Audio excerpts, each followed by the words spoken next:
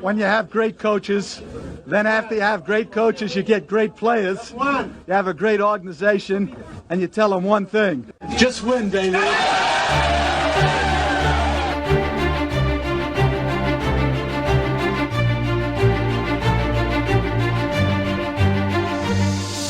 You are listening to Just Pod, Baby, a Las Vegas Raiders podcast brought to you by silverandblacktoday.com. And now your host, Evan Groat. Let's go, Raider Nation. Glad to have you back with us for a new episode of Just Pod, Baby. I am your host, Evan Groat, and we are coming at you courtesy of the Silver and Black Today, Las Vegas' only independent news source. Be sure to check out the website that started it all, silverandblacktoday.com. And tune in every Sunday, 8 a.m. Pacific Time, 11:40 a.m. CBS Sports Radio, or download the radio.com app. You can check it out there as well. Also, be sure to subscribe to the Silver and Black Today YouTube page. A lot of great content on there. You can catch all of my episodes of Just Pod Baby and a lot of good clips from the radio show as well, so check that out. Our guy Vinny Bonsignore, Raiders beat writer for the Las Vegas Review-Journal, he will join us later in the episode, and we will chat with him about his latest column, changes that he thinks are coming to training camp, adjustments to the preseason, and we get into some training camp position battle conversation, specifically at the wide receiver and cornerback spot. But we begin this week with a discussion about the offense and just how good it could be this year. Darren Waller, I'm sure some of you heard it by now, went on Sirius XM Radio, the Sirius XM Blitz with Solomon Wilcox and former Raiders quarterback Bruce Gradkowski, and he was making some pretty bold statements.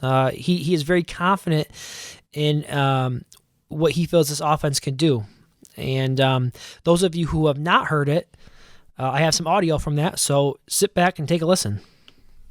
I feel like just if you look at things across the board, starting with the offensive line and the quarterback, the improvement at the receiver position, tight ends, trying to be consistent again as a group. I feel like our offense has the potential to do a lot of great things, put up a lot of great numbers, and the big thing for us is just finishing in the red zone this year. And I know that we're doing everything that is in our power to improve upon that. I know we will. So I feel like, I don't see a top 5 offense being out of the picture. I feel like we have that much talent, and we have guys that are buying in, and we're going to have a balanced system. And, I have high expectations. I feel like everyone else would tell you the same thing. Okay, that's right. You did hear Darren Waller correctly. He said he doesn't see a top 5 offense as being out of the question. So definitely some high goals there, which is you love to see. You love to see that kind of confidence. And don't get me wrong, I think that he made a lot of great points there. The offensive line he touched on is very good. I think it's going to be even better this year if they can stay healthy. The running back is outstanding. The tight ends are very, very good with him and Morrow. They bring in Jason Witten, who should help. The wide receiver group should be much, much better. But let's pump the brakes here just for a second. I want you to keep in mind a few things here. This was the 23rd ranked team in scoring last year at 19.6 points per game. Okay, that's not very good. I would say that number needs to be somewhere in the mid-20s this coming season. We're talking about an offense that was dead last in third quarter scoring average, 1.7 points per game. I mean, that's pitiful. 2 points a game in third quarters? And they were ranked 31st in the second half scoring, 7 points a game. So we're talking about a team who really struggled to get the ball into the end zone. Now, at times, they moved the ball well. When you look at it from a yardage standpoint, they ranked 11th last season on total yards. But too many times we saw drives stall out in the red zone. So that was the major problem for this offense last year. I went back and I was taking a look at red zone efficiency from 2019. The Raiders ranked 22nd, 53%. Not good enough. And just for some reference, the top teams from a year ago, top 3 teams, Tennessee Titans were number 1 team last year in red zone efficiency, 77%. Followed by the Green Bay Packers at 68% and the Tampa Bay Buccaneers at 65%. So can the Raiders become a top 5 offense this year? I'm going to say no. I just don't see it happening. I think a more realistic goal for this year would be top 10. Let's see them crack the top 10 before they worry about becoming a top 5 offense. Because based on last season's numbers, in order to get to the top 10, they would need to get to 25 points per game, which I think is doable. And we're talking a touchdown. This offense, with all the improvements, the upgrades at wide receiver position, Carr in his third year in the system, they can't throw another touchdown on the board? I think they can. And they better. Because if they don't, it's going to be another long season. Now, in order to get into the top 5 from a year ago, you're looking at 28 points per game. So that would be a bit more challenging. Again, these are last year's numbers that I'm looking at. So when I think about what Waller had to say, he does have high expectations. He said that, as he should. They should all have high expectations. They should want to average 30 points a game. But I just don't know if I agree that it can be done right now. But it's all going to start with those improvements in the red zone. They have to get better in the red zone. They have to convert at a higher percentage inside the red zone.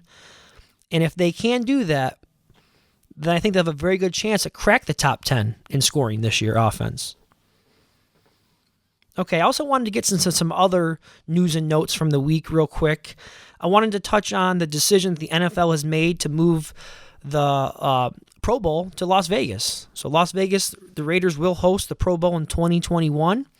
A couple of comments on that. First, I want you guys to think back here. Think back like 6-7 years ago, 8, even maybe more, 10 years ago.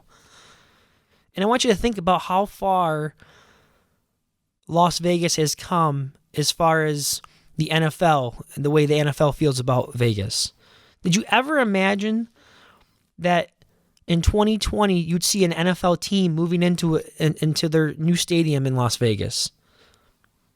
Or the NFL having their draft out in Las Vegas, which was supposed to be this year, but we know what happened there, and now will be hosted out in Vegas in 2022. Did you ever think that would happen? And now the Pro Bowl will take place in 2021. How quickly things have changed, right? I mean, it's just amazing how the mindset about Las Vegas has totally changed with the NFL. And I'm glad that it has. So I think it's going to be a great market. I think it's going to be great for the league. And I think it's going to be great for the Raiders.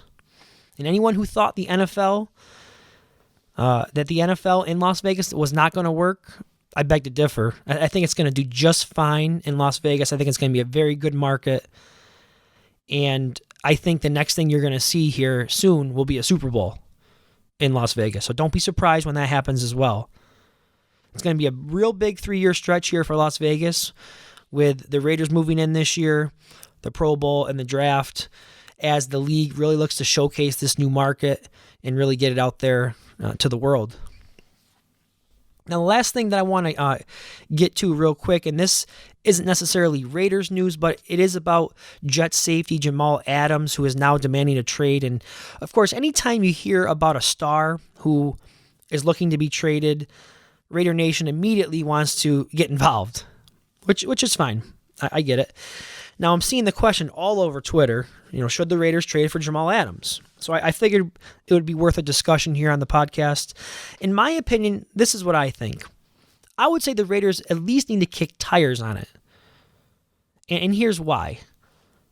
He's an absolute game changer. I mean, this guy he's a stud, okay? He's a stud. He played very well against the Raiders last year. He's got that type of attitude that you're looking for. He loves the game. And I think that he's the type of player that elevates players around him, and he will elevate the entire defense. He can take what the Raiders currently have, which on paper looks much improved. You got the young secondary, promising defensive line. You got some linebackers in the mix now. You bring a guy like Jamal Adams into that, and he can take you to the next level. That's how good he is. Now imagine him and Jonathan Abram together for the next 6 or 7 years in the back end of that secondary. That's a scary thought. Now, yes, I think they should kick tires on him, and I think they should look into what the compensation would be for him. But here's why I don't think it'll actually happen, so don't get too excited. Number one, what will the compensation be for a player of his caliber? I mean, we saw what Khalil Mack went for. Obviously, he plays a more of a premium position, pass rusher. Okay, he's going to go. The value, the trade value for him is going to be a little bit higher, I think, because of the position he plays. But I think we're going to at least say the starting point for conversations for Jamal Adams is going to be at least around 1 pick. That'll get you in the door for a conversation. I think the Jets know that he could get you a lot more in return. It would cost multiple picks. I don't think multiple ones, but multiple premium picks, probably a round 1, maybe a 2, who knows, maybe a 1 and a 3, one and a 2, couple 2, I don't know. Okay, but it would be a decent amount of draft capital. And then the second thing is you got to pay the guy. Okay, and he still has 2 years left on his current contract when you include the 5th-year option, because he's still on his rookie deal. But he wants to be paid now, and that's what this is why this whole trade demand is happening. He wants to be paid right now. He believes he's outplayed that contract, which he has. But do the Raiders have what it takes to pay the man right now? No, they don't. Not according to what I've heard he's demanding. I've heard he wants in the range of $17 million a season. And they can't do that right now. They don't have that kind of money right now. Now, they could get creative next year. I've talked about it on here. Cutting LaMarcus Joyner and Tyrell Williams after this season would free up roughly $18 million of cap space for the Raiders. So would he be willing to play out this season on his current deal? If they could work out some sort of agreement or an arrangement that they'll renegotiate him after the 2021 or 2020 season, I mean, there's a lot of ifs, ands, or buts. It's fun to think about. It's fun to dream about. But when it comes down to it, are these things that both he'll agree to? Will the Raiders be willing to part with multiple picks? And I think ultimately one of the major factors, and I don't know if Mayock or Gruden would ever admit this, but I think it would always be in the back of their mind, is what went down a year ago with Antonio Brown. They gave up premium picks like they would have to do for a guy like Adams. They went out and threw a ton of money at him. And what happened in the end? They got burned. Now, I'm not comparing Adams to Brown. Okay, as far as cancer, locker room cancer, or a headache, I guess is a better word. The guy was just a complete headache, right? I'm not saying Adams is like that, but he does have some diva tendencies, does he not? Has he not created some drama for the Jets in the past year? I mean, I think it's fair to say that he has shown some tendencies of being a headache for the team, right? Now, his talent does trump that, don't get me wrong. But is that a road that Gruden and Mayock want to go down again? I don't think so. I just don't see it. I don't see it. So I think, yes, the Raiders should consider all options. They should look into what it would take to get him. But in the end, I don't think it will happen. And also keep in mind that Adams did put out a list of preferred teams, and the Raiders weren't on that list. What does that mean? I mean, what does that matter? Nothing really, because at the end of the day, he doesn't really get a whole lot of say in where he goes. But I thought I'd at least point it out. The Raiders were not on that list. Wherever he ends up, let's all just agree on one thing. Let's hope it's not the Chiefs, because I did see the Chiefs were on that list. And I don't think he will go there because they have their own money issues right now, but they were on the list, so I'm just hoping he doesn't go there. Okay, I'm going to get my first break out of the way, and we'll be right back here on Just Pod Baby.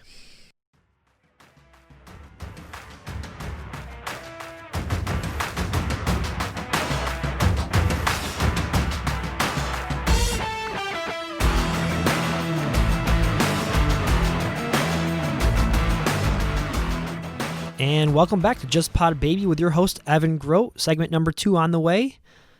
Next, we go out to the phone lines and we bring in our guest for this week, and he is a very good friend of the Silver and Black Today family, and he's also no stranger to the scene out there in Las Vegas, and he is Raiders beat writer for the Las Vegas Review Journal, Vinny Bonsignore. Vinny, it's been a while since you've been on. How are things? Things are good. Seem to be getting back to some sense of normalcy, although, I still anticipate a little bit of a bumpy ride to our final destination, but hopefully we land safe and sound and get back to normal here sooner rather than later. Yes, definitely. Very good. Good to hear that you're doing well.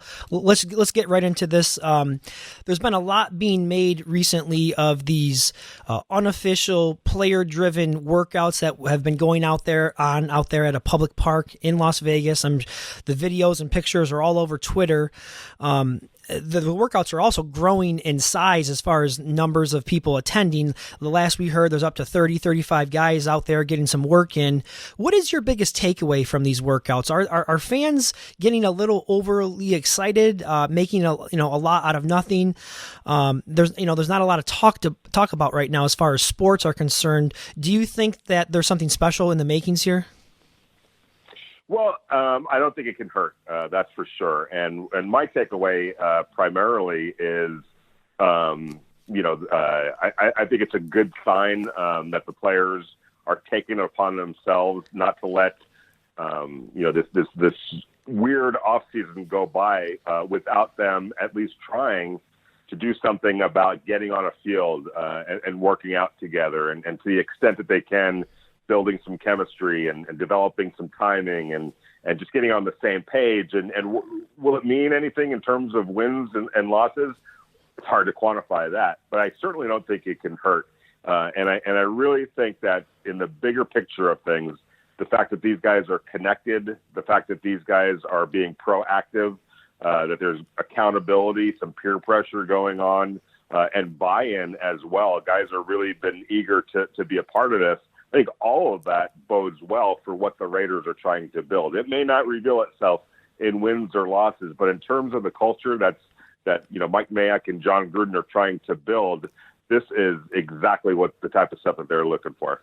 Yeah, I think the key thing you hit on there for me was the culture. Right? We've heard that for many years now, that they're trying to bring in the right guys to really buy into what's going on here, and I think that's really what you're seeing right now with this group of players getting together.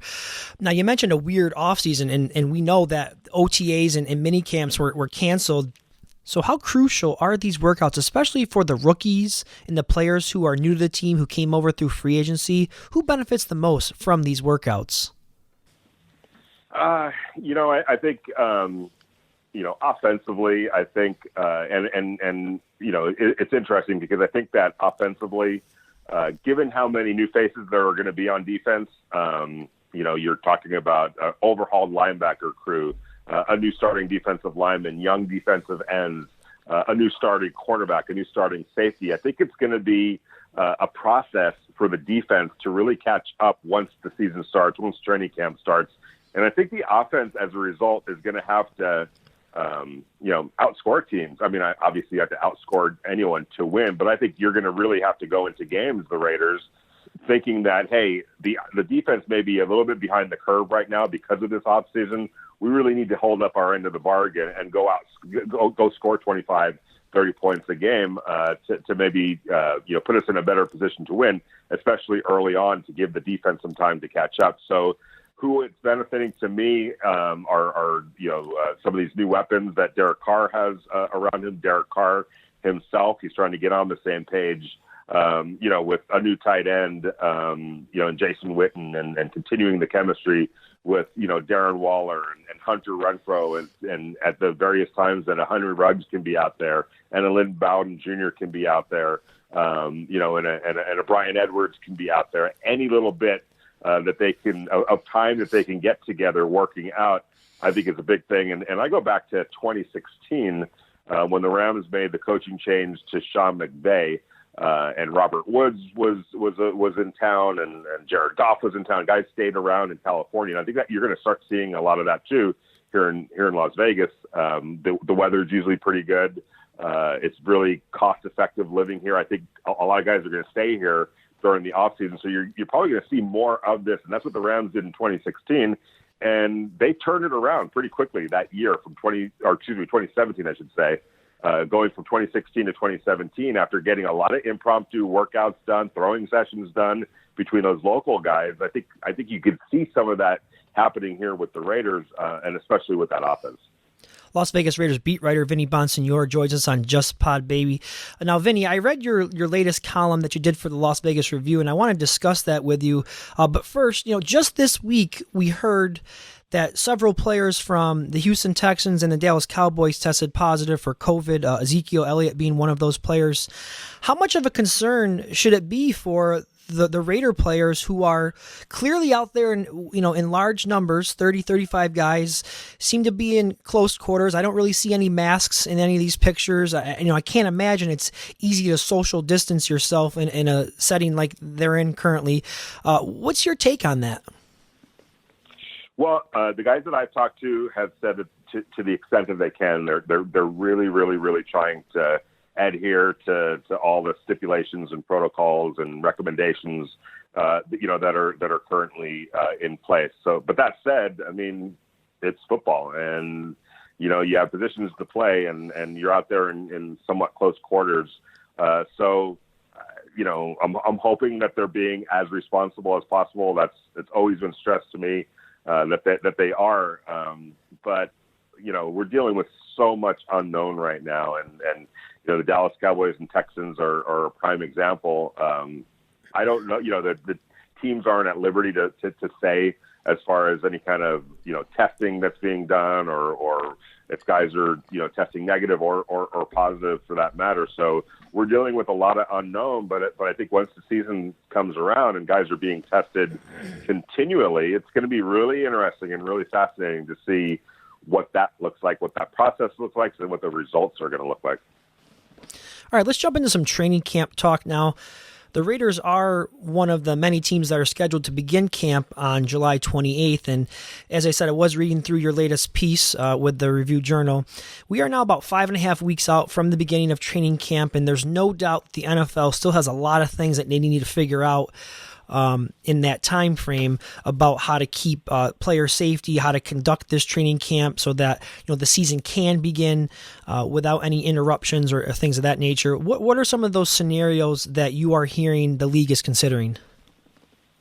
Well, one was eliminating some preseason games. I still think that is something that they'll take a hard look at. There's talk. Rumblings of, hey, maybe start the season a little bit later, to give it a little bit more time. There's been some discussion about an acclimation period, where guys, instead of just being dropped into a training camp, environment right off the bat, which, could be problematic. These guys haven't conditioned their bodies the way you normally would. I mean, when you talk about OTAs, a lot of people think about, the classroom work and then applying the classroom work on the field through 7-on-7s, 11-on-11s, individuals, offense, defense, and all that kind of stuff. But there's also a fair amount of conditioning that's going on. And these teams are, have this down to a science in terms of how players, whatever position that they play, what they're looking at for training camp endurance, the injuries that you're trying to prevent into the season.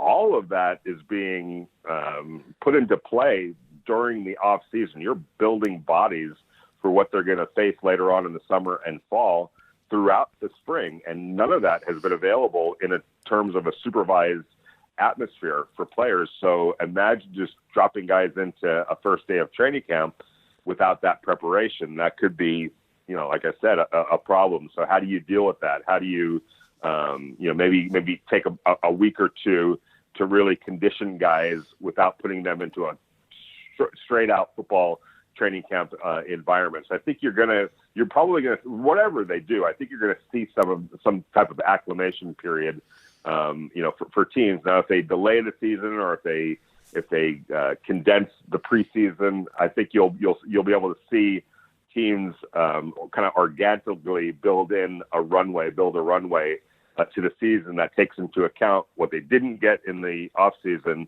and maybe what they can try to manufacture or recapture in that acclimation period, so that guys are, their bodies are ready to take on football activities after that. Vinny, the thing that I really find interesting about what's been going on with this COVID pandemic is that it's interesting that when you look at the sports landscape, every professional sport out there, even college sports, has been affected by this pandemic. And the NFL has gone relatively unscathed, with the exception of the draft not going on as originally planned out in Las Vegas. And yes, they did cancel off-season programs like mini camps and OTAs. But, as far as games being canceled and the season actually being affected, they have not had to deal with that yet. So I'm very interested to see how the NFL handles that. And that leads me to my next question. I know we're still a long ways out from games happening, but in your opinion, what's the likelihood that the start of the season could be delayed by a couple weeks? Man, I wish I had a firm answer or even a gut feeling on that, but I don't. I think we're still in that fact-finding, observing, science-driven accumulation of information, and I think that they're going to take it every last second available to them, before they start thinking about what to do with games. I think they're going to wait until the very last moment to make that decision, and as they should, because it's an ever-changing landscape, and models are changing, and there's spikes, and then there's decreases, and some places are flattening the curve, some places are squashing it out, and in other areas it's cropping back up again. So to sit here in mid-June and try to make a decision on the games, even a feeling one way or another, I think it's just really, really difficult. But you bring up a good point about how the NFL has gone relatively unscathed. When you think about it, depending on what timeline you're using of when COVID-19 really became an issue, it was essentially right after the NFL put a bow on their 2019 season in the Super Bowl. It was almost immediately after that. All of a sudden, we really started to hear, this started taking on a life here in the United States. And so, whereas other leagues were forced to stop or delay or whatever the case might be, they had already gotten their season wrapped up and then had the luxury of being able to wait for, however many months it is, from February to September, to kind of monitor the situation. And the crazy thing about it is, even in that scenario, they still kind of dominated the news, whether it was the draft or free agency. Tom Brady, where was Tom Brady going to go? It's the NFL, in spite of not playing a game or not even losing a game, has maintained its position as the dominant sports figure, newsmaker, and fan observer throughout it. So it's kind of uncanny how it's all worked out. And I know that the hope is that, when the NFL gets to late October, early September, they're going to be ready to go, whether to the extent that fans can be participants, we'll have to see, but they're, hoping beyond hope that they're going to be able to get to that point and not have to lose any games. Yeah, it really is fascinating to see how this is all going to play out. I just got a couple more for you before I let you go. Vinny Bonsignore doing a great job here on Just Pod Baby. Vinny, I want to just I know it's early, but I want to ask you about a few different positions that we may see some battles at during training camp, some positions that we should keep an eye on. And I want to start with the wide receiver position. There are a lot of new faces in the group, and there could be a battle for those last couple spots, and it could come down to a numbers game for some of these guys. Forget about guys who we know are locks: Tyrell Williams, Renfro, the rookies, Ruggs, and Edwards. That's 4 guys right there. My question for you is, how many do you think they keep, and who could those other guys be? Well, I think Nelson Aguilar makes the team. So there's, 5? That's 5, right there. And I think that they made the trade for Zay Jones. It's kind of a tough situation for him. Coming in mid-season and kind of playing out of position a little bit. I think that he still has a strong shot of making the team. So there's 6. How many more you keep beyond that, remains to be seen. I know that a guy like Lynn Bowden Jr. can play wide receiver. So, maybe he takes up even though he's not technically a wide receiver, maybe he creates kind of a comfort level to where, he could play that position if need be. So, 6 or so, maybe a 7th guy. But I think those 6, I think are in pretty good position to make the team.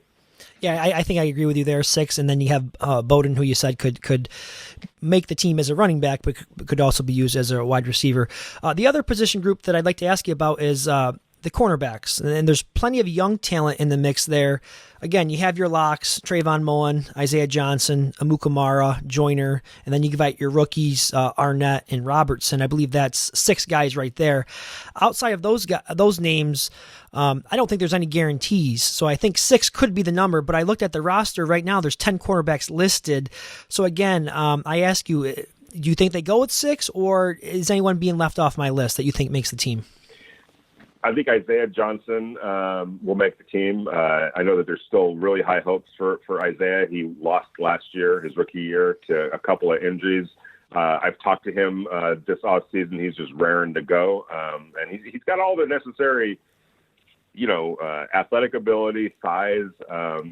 We just don't know a lot about him right now because he missed all of last year, basically. So, but I think that there's still high hopes for him. So I would put a check mark next to his name. Nevin Lawson, I know the Raiders, brought him back. There's a reason why they did. They like him. So I think that he's in a pretty decent position, and it's just kind of like when you're talking about the DJ Killings and the Keyshawn Nixons, the Ken Crowleys, Dylan Mabins. There's a lot of guys on there that are going to be fighting for and scratching, for those last spots, if there are any last spots, and then, practice squad, possibilities. Now they are extending the rosters this year, so that'll help in some cases. And I think defensive backs that's a population that you probably have to keep well populated because of the nature of the game. You can't have too many of them, so that might help. But I think those guys that you mentioned, in Isaiah and Nevin, are probably in a decent position right now. All right, final one I have for you, Vinny. I'm sure you heard or you saw tight end Darren Waller was making some bold statements on the radio, Sirius XM radio. He's claiming that he believes the Raiders have the potential to be a top 5 offense. And, of course, there are plenty of upgrades that were made to the roster on offense in the offseason. There's no doubt about that. But considering the Raiders were 24th in the league in scoring offense, it seems like a bit of a stretch. What's your thoughts on that? Well, I'm going to go back to my history with the Rams. In 2016, they were putrid offensively, horrible. I mean, beyond, it was so boring. I was like, this is what we waited 20 years for in Los Angeles. This is the NFL. Let's send it back to St. Louis. But in a course of one off season where, Jared Goff, was solidified as the quarterback, you add Robert Woods, you add Cooper Kupp. You add an offensive lineman in Andrew Whitworth and improve the offensive line. All of a sudden, it was one of the highest scoring offenses in the NFL. Yeah, you bring in Sean McVay, who, by the way, is a disciple of John Gruden. I think with the offensive line that's in place, which is when the offensive line was healthy, it was a top 12, top 10 offensive line in the NFL. It's more than good enough to obviously in run blocking, protecting Derek Carr. It's more than capable. It's a strength, not a weakness. I think adding Henry Ruggs to what was a pretty decent, collection of when you're talking about Waller and Hunter Renfrow.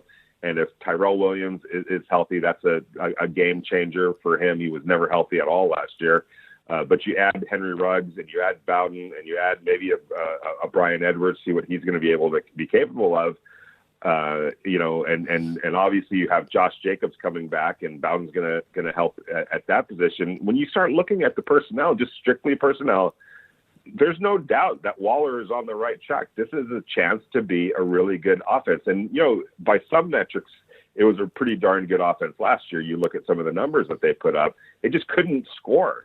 They couldn't get the ball in the end zone on a consistent basis. I think it was 19 points a game at their average. That's unacceptable. They need to improve on that. And if they can get to that 25, 26 point range, which I think anyway, they're fully capable of, I think he's on the right track. It would be, top 5. I mean, it's hard to quantify where exactly they're going to fall. But to me, I'm looking at, better production in the red zone and scoring more points. And there's no question that this offense has the potential to be a playoff caliber, the kind of an offense that gets teams into playoffs. Now they have to put it together, and some of that pressure obviously is on Derek Carr and John Gruden to put it all together and to get it together on the field. But talent-wise, skill-wise, I think they're in pretty darn good shape. Yeah, no doubt about it. The talent is there. The talent's in place. But you talked about red zone efficiency last year, 52.8%, which ranks them 22nd in the league. So they got to get better there. It's a major area that they need to put emphasis on this year, and hopefully they can improve there. And if they do, I think they could at least get into the top 10. Let's start with the top 10 before we go talking about top 5. But anyhow, Vinny, thank you so much for your time as always. Stay safe out there, and we will be looking forward to all the great content that you're going to put out there for us when training camp gets here. You too, Evan, and thank you very much for having me. It was a pleasure. Anytime. Okay, and we're back here just for some final quick thoughts here as we wrap up the show. I want to thank Vinny Bonsignore. Be sure to go out there and follow him on Twitter. A lot of great content. He keeps you up to date with all the news that's going on out there in Las Vegas, and he's definitely somebody you want to be following when the season begins. Also, I want to say Happy Father's Day out there to all the fathers who are listening. I hope you guys enjoy the day and the weekend. I know here in the Northeast it's supposed to have some nice weather, so I hope that you guys all enjoy the time with your families. And be sure to tune in to Silver and Black Today this Sunday, CBS Sports Radio, 11:40 a.m., or check it out on the radio.com app. I will be on there as a co-host with Scott Gilbranson and your boy Q, so check us out. A lot of great information there, and you don't want to miss it. All right, guys, you know what the music means. It's time to wrap this one up. Hope you all enjoyed the show. Continue to subscribe to the show. You can follow us again on the YouTube page, Silver and Black Today. And as always, just win, baby.